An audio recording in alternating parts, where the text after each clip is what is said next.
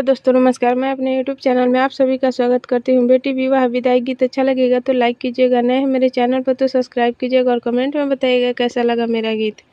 खालाए बेटी शंकर लडुआ पिलाया मटला दूध।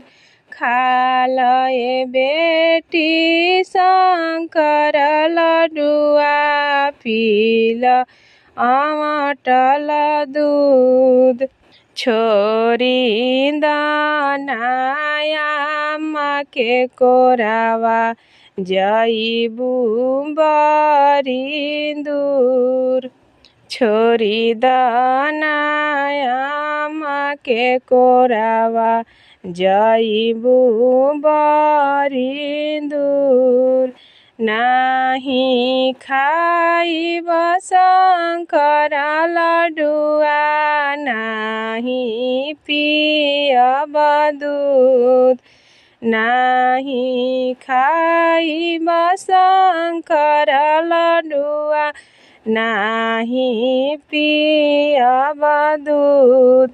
नाही छोड़ब आमा के कोरावा नाही जाइब दूर।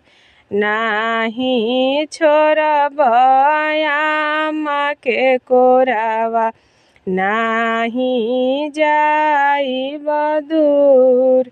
खाए के परी शंकर लडुआ पिए के परी दूध।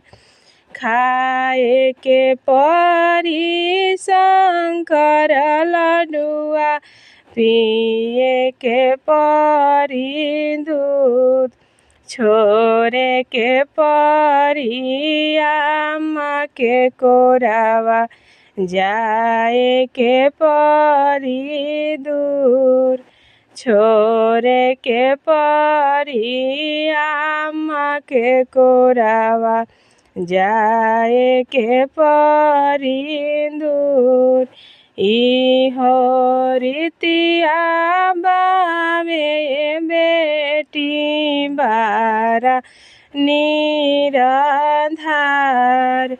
इहो रीतिया बावे बेटी बारा निराधार।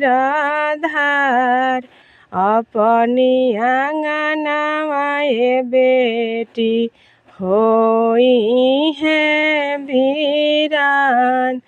अपनी आंगनवाए बेटी होई है वीरान।